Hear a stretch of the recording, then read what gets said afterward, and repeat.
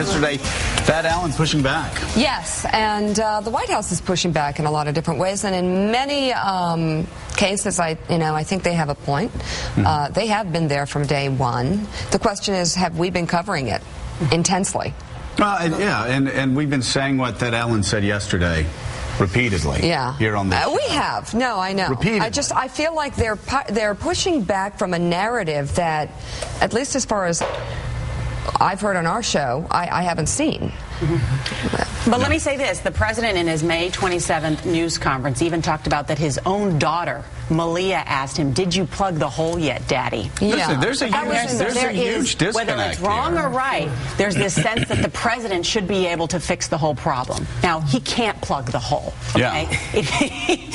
He's not Superman, and he's not the head of BP. But in the Washington Post poll, 48% believe now, that's the highest number, that he's out of touch, does not connect with regular people. So this is a political problem for the president. He's got to show. You're right, Nora. A lot of frustration at the White House. They're frustrated with the people that come on this show every morning and talk about how there's a disconnect, but that is the political reality in Washington, D.C. If they've done everything that they could do, which I think I've said repeatedly they have, there's a disconnect between that reality and the perception of Americans. But they privately acknowledge that they made mistakes in relying too heavily on BP and in not reacting in a public way immediately. They did things organizationally. They didn't do it publicly. I think that it's a little bit too cute, particularly in the interview that he had with Matt Lauer, to talk about the cable culture. It isn't the cable culture. All he does. It's the people who live in what he leans the region who are talking about wanting more responsiveness. And today, Thad Allen is calling in the BP executives. He wants to see what kind of claims payments they're making. Andrea, let me ask you about exactly what we talked about this yesterday. Well, how could it be that a president who is adored by so many people in the media, he even joked about it at the White House Correspondents' Dinner about how some of you covered me, all of you voted for me. How could a guy that had the goodwill of many people in the press on his side be so thin-skinned when it comes to the media? He is constantly obsessing over talk radio hosts, over Jim Cramer and Mad Money, over Fox News, over Glenn Beck's series. It's called Mad Money, for God's sake. But they've been doing this. They've been doing. No, it has been constant since day one. Remember, even before he came in, they did the push poll.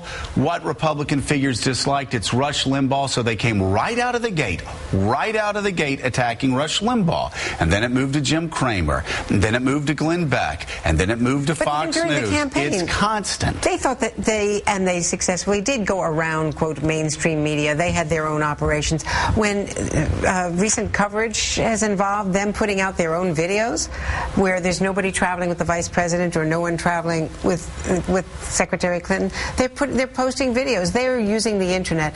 They never thought that they needed the conventional media and the White House. This event is different. Can we go to, really quickly, Pat Buchanan, who said back in January and February of 2009, when they started attacking all of these people, you kept saying, don't shoot down, don't shoot down. But they constantly do. And the president's talking to Matt Lauer on BP, and he goes back once again to that recurring theme.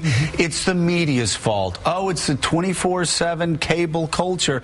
He always does that. How does that help him? He sounds like a whiner.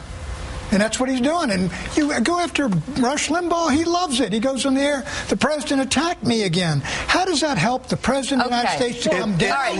Come down to the ratings of everything. What's he going to do, just take it? I mean, he does have to. Okay, you can call him a whiner, Pat, but it's a lot better than a liar or somebody who constantly relies on theatrics. I think of a pivotal moment in the presidency during a bad event, and I would call it mission accomplished. But look, when it Rush Limbaugh has Wait, hold on. I got to stop this. What? You've got to figure out what we're actually talking about. We're talking about No. You're missing the point.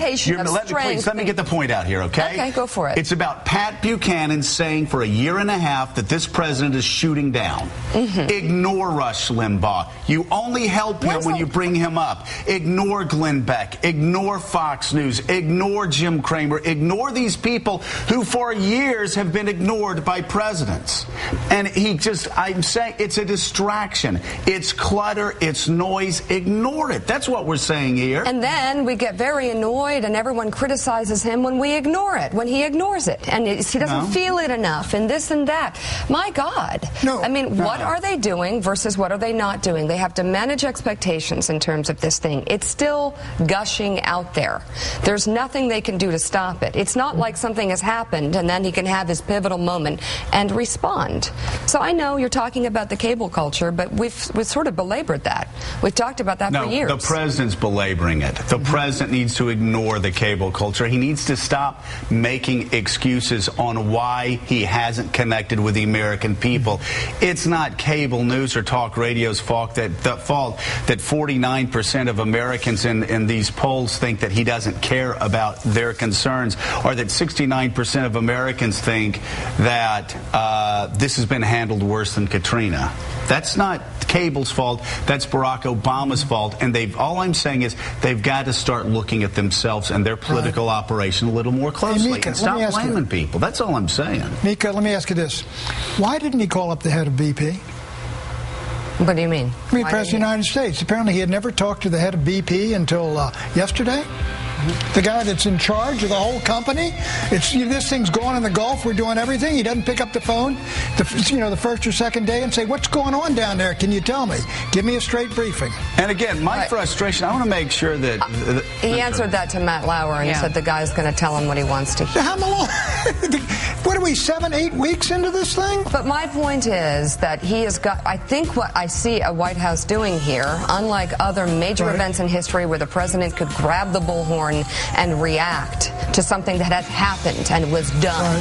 This is this ongoing event. They have to manage expectations. They're trying to respond, and now we're criticizing. But Mika, here's the deal. Here's the deal, though, Mika. If the president defers to BP and says early on we're going to let them do it, and he never calls the CEO of BP, it's just like, remember when Afghanistan we were having that big debate? We found out from McChrystal that he hadn't talked to Obama in months.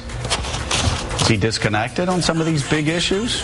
I don't know. We'll talk more about it. I'm sure it's the cable culture, though, fault that he hasn't called BP.